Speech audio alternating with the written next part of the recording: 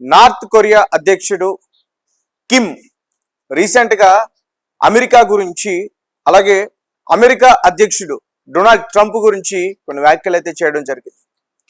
Kim recent గానే అక్కడ మళ్ళీ ఎన్నికలు జరిగిన తర్వాత ఆయనే అధ్యక్షుడిగా ఎన్నుకోబడ్డారు.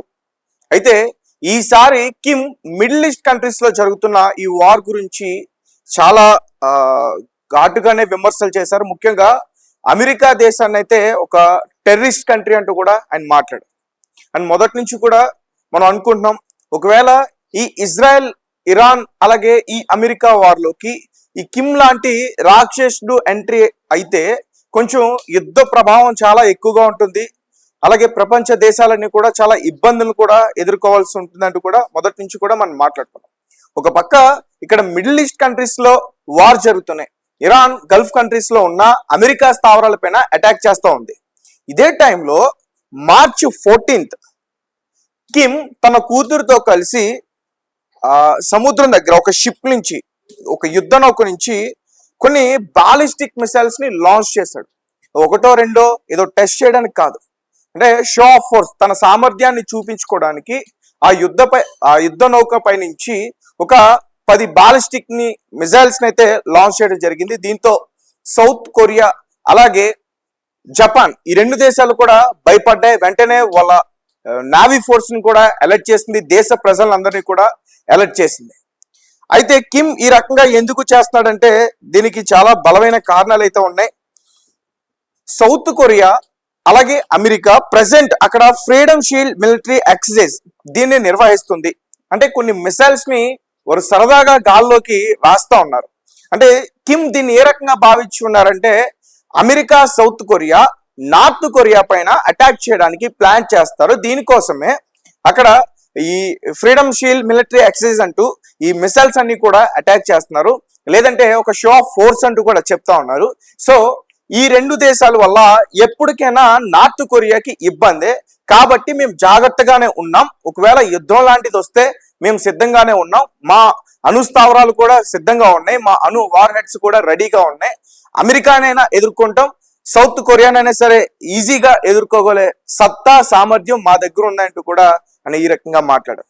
నిజానికి నార్త్ కొరియా ప్రపంచ పటంలో చూడడానికి చాలా చిన్న దేశం అయినా కానీ ఈ వెపాన్స్ విషయానికి వస్తే ఖచ్చితంగా అమెరికాని ఎదుర్కోగల సామర్థ్యం ఖచ్చితంగా ఉందని చెప్పాలి. అండ్ నార్త్ కొరియాకి తోడు రష్యా కావచ్చు, అదే చైనా కావచ్చు, అలాగే ఇరాన్, రీసెంట్ గా ఇరాన్ కూడా యాడ్ అయింది. సో ఒకవేళ కిమ్ గనక ఈ వార్లోకి ఎంట్రీ ఇస్తే అమెరికాకి ఖచ్చితంగా నష్టం జరిగే అవకాశం ఉంటుంది. ఎందుకంటే మనం ఎంతసేపు న్యూక్లియర్ వెపన్, న్యూక్లియర్ డెవలప్మెంట్ ని ఆపడానికి అమెరికా ఇట్లా వేరే దేశాలపైన అటాక్ చేస్తుంది, కుట్రలు చేస్తుంది, ఇలానే మాట్లాడుకున్నాం. న్యూక్లియర్ బాంబు చాలా డేంజర్ అని, దానివల్ల చాలా మొత్తం కూడా దేశంలో ఉన్న భూభాగం అంతా దెబ్బతింటుంది, లక్షల్లో ప్రజలు చనిపోతారని చెప్పేసి మనం మాట్లాడుకున్నాం. బట్ కిమ్ అణుబాంబు కన్నా చాలా డేంజర్ అయిన ఒక హైడ్రోజన్ బాంబ్ ని తయారు చేశాడు. సో ఈ హైడ్రోజన్ బాంబు, ఈ బాంబుని మోసుకెళ్ళగలే రాకెట్, దాన్ని బాలిస్టిక్ మిసైల్ అంటూ కూడా చెప్తా ఉంటారు. దీని గురించి క్లియర్ గా చెప్పే ప్రయత్నం చేస్తా. దీన్ని ICBM అంటారు, ఇంటర్ కాంటినెంటల్ బాలిస్టిక్ మిసైల్. ఇదేంటంటే ఒక రాకెట్ లాగా అనిపిస్తుంది, ఇది అటాక్ చేస్తుంది. బట్ ఈ రాకెట్ లో ఈ హైడ్రోజన్ బాంబు కానీ లేదంటే న్యూక్లియర్ బాంబు కానీ దీన్ని తీసుకుని వెళ్ళి అటాక్ చేసుకెళ్ళ సామర్థ్యం ఈ ICBM కి అయితే ఉంటుంది. సో అలాంటి ICBM లో ఒక హైడ్రోజన్ బాంబుని పెట్టి 13,000 కిలోమీటర్ల వరకు కూడా, అంటే నార్త్ కొరియా నుంచి ఆల్మోస్ట్ అమెరికా వరకు కూడా ఒక మిసైల్ దూసుకెళ్ళగలే సామర్థ్యం నార్త్ కొరియాకి అయితే ఖచ్చితంగా ఉంది. అలాగే ఈ హైడ్రోజన్ బాంబ్ తో పాటు దీన్ని 2017 లో దీన్ని టెస్ట్ చేశారు. సో ఇది చాలా డేంజర్ అంటూ కూడా ప్రపంచ దేశాలు కూడా చెప్పాయి.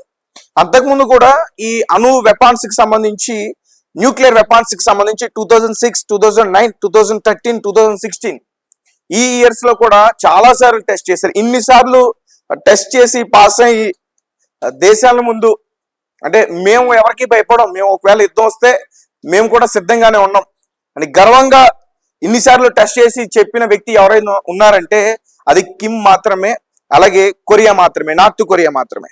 అయితే న్యూక్లియర్ వార్ హెడ్స్ వాళ్ళ దగ్గర 30 నుంచి 60 వరకు కూడా ఉన్నాయి.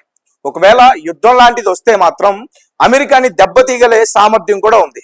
అది ఎలా అంటే ఇందాక నేను చెప్పినట్టు ICBM ఇది ఒక రాకెట్ లాగా కనిపిస్తుంది. సో ఇది కేవలం ఒక హైడ్రోజన్ బాంబును మాత్రమే తీసుకెళ్లడం కాదు.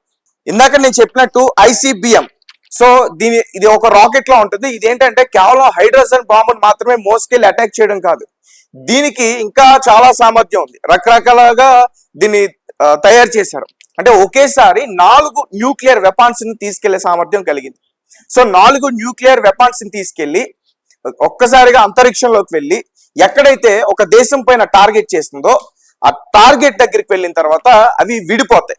సో 4 న్యూక్లియర్ బాంబ్స్ వేరే వేరే ప్లేసెస్ లో పడతాయి. సో అలా గనక అమెరికా పైన పడితే నిజంగా అమెరికా చాలా ఇబ్బందులు ఎదుర్కోవాల్సిన పరిస్థితి అయితే ఉంటుంది. సో మొదటి నుంచి కూడా నేను అనుకున్నా, ఎందుకు ట్రంప్ కిమ్ ఇన్ని మాటలు అన్నా కానీ ఎప్పుడు కూడా పెద్ద పట్టించుకోవడం. పైగా ట్రంప్ కిమ్ తో చర్చల కోసం చాలా సార్లు ప్రయత్నాలు జరిపారు, కానీ కిమ్ ట్రంప్ ను పెద్దగా పట్టించుకోలేదు. వీళ్ళ దగ్గర ఉన్న దమ్మేంటి అనే విషయానికి మనం మాట్లాడుకుంటే నాకు అర్థమైంది ఏంటంటే వీళ్ళ దగ్గర అమెరికాని ఎదుర్కోగల సామర్థ్యం ఉంది, అందుకని ఇన్ని వేషాలు వేస్తున్నాడని అయితే మాత్రం క్లియర్ గా అర్థమైంది. సో కిమ్ గనక ఒకవేళ ఈ సౌత్ కొరియా పైన యుద్ధం ప్రకటిస్తే, ఇప్పటి వరకు మనం మిడిల్ ఈస్ట్ కంట్రీస్ లో ఈ వార్ చూసాం ఇన్ని రోజులు, ఇప్పుడు మళ్ళీ వెస్ట్ ఆసియాలో ఖచ్చితంగా ఘోరమైన యుద్ధ వాతావరణం త్వరలో వస్తుందని అయితే మాత్రం క్లియర్ గా అర్థమవుతుంది. ఆల్రెడీ జపాన్ అలాగే సౌత్ కొరియా వాళ్ళ దేశ ప్రజల్ని హెచ్చరించింది, ఏ క్షణమైనా ఏదైనా జరగవచ్చు అని చెప్పేసి. ఎందుకంటే కిమ్ దగ్గర చాలా డేంజర్ బాలిస్టిక్ మిసైల్స్ ఉన్నాయి, హైడ్రోజన్ బాంబ్స్ ఉన్నాయి, న్యూక్లియర్ వార్ హెడ్ 60 to 70 వరకు కూడా వార్ హెడ్స్ ఉన్నాయి. ఒకవేళ యుద్ధం లాంటిది వస్తే కిమ్ లాంటి వ్యక్తిత్వం ఆ మనిషి ఎట్లా ఆలోచిస్తారంటే శాంతి చర్చల కోసం చర్చలు జరిపి కాల్పుల విరామం కోసం ఆలోచించడం, డైరెక్ట్ గా అటాక్ చేస్తారు. కేవలం వాళ్ళు ఒక ఫ్రీడమ్ షీల్డ్ మిలిటరీ ఎక్సర్సైజ్ చేస్తున్నారని తెలిస్తేనే 2 సార్లు బాలిస్టిక్ మిసైల్ షిప్ నుంచి సముద్రంలోకి వదిలి టెస్ట్ చేశాడు సరదాగా. ఒక రోజైతే వాళ్ళ కూతురిని కూడా వెంట పెట్టుకుని టెస్ట్ చేశాడు. ఆ పిక్స్ ఆ వీడియోస్ అన్ని కూడా బయట చాలా వైరల్ అయ్యాయి. అయితే తర్వాత ఎప్పుడైతే అమెరికా అలాగే సౌత్ కొరియా ఈ 2 దేశాలు కలిపి ఈ మిలిటరీ ఎక్సర్సైజ్లు నిర్వహిస్తున్నాయి, షో ఆఫ్ ఫోర్స్ ని చూపించబోతున్నాయి సరదాగా అంటూ కూడా ఎప్పుడైతే ఇతనికి తెలిసిందో, అప్పుడు ఒకేసారి 10 బాలిస్టిక్ మిసైల్స్ ని జపాన్ అలాగే సౌత్ కొరియా ఆ 2 దేశాల మధ్య ఏదైతే ఒక సముద్రం ఉందో అంటే ఆల్మోస్ట్ దగ్గరలో వరకు కూడా ఆ 10 బాలిస్టిక్ మిసైల్స్ ని ఒకేసారి లాంచ్ చేసి వాళ్ళకి నిజంగా వణుకైతే పుట్టించడని ఖచ్చితంగా చెప్పొచ్చు. ఏదేమైనప్పటికీ మరి కిమ్ మాటల్ని అమెరికా ఎట్లా రెస్పాండ్ అవుతుంది, ఎందుకంటే అతను చాలా ఘాటుగా మాట్లాడాడు. అమెరికా అంటే ఒక టెర్రరిస్ట్ కంట్రీ అంటూ కూడా మాట్లాడాడు. ఇప్పటికే అమెరికా చాలా ఇబ్బందులను అయితే ఎదుర్కొంటుంది.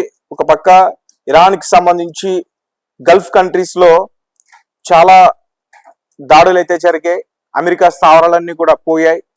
ఇంకో పక్క ట్రంప్ కూడా చాలా తీవ్రమైన వ్యతిరేకత ఉంది అమెరికా వైపు నుంచి, ప్రజలు కావచ్చు సైనికులు కావచ్చు.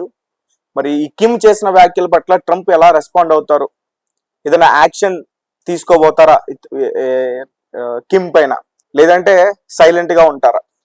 దీని గురించి ఖచ్చితంగా త్వరలో చాలా విషయాలు ఖచ్చితంగా తెలిసే పరిస్థితి అయితే ఉంది. ఏదేమైనప్పటికీ ఇది చాలా దారుణమైన చర్య అంటూ కూడా చెప్పుకోవచ్చు. అంటే ఒకవేళ అమెరికా దీనిపైన సీరియస్ గా రియాక్ట్ అయితే మాత్రం కిమ్ దాడి చేయకముందే నార్త్ కొరియాని దాడి చేస్తే యుద్ధం ఒక్క రోజుతోనే అవుతుంది, లేదంటే మాత్రం చాలా రోజుల వరకు కూడా ఈ మిడిల్ ఈస్ట్ కంట్రీస్ లో ఏ రకంగా అయితే వార్ నడిచిందో వెస్ట్ ఆసియాలో కూడా అదే రకంగా వార్ నడుస్తుంది. పక్కనున్న సౌత్ కొరియా కావచ్చు, జపాన్ కావచ్చు, చైనా కావచ్చు, ఖచ్చితంగా ఇన్వాల్వ్ అయితే ఇక్కడ కూడా వెస్ట్ ఆసియాలో ఒక భయంకరమైన యుద్ధ వాతావరణం ఖచ్చితంగా చూడాల్సిన పరిస్థితి అయితే ఉంటుంది.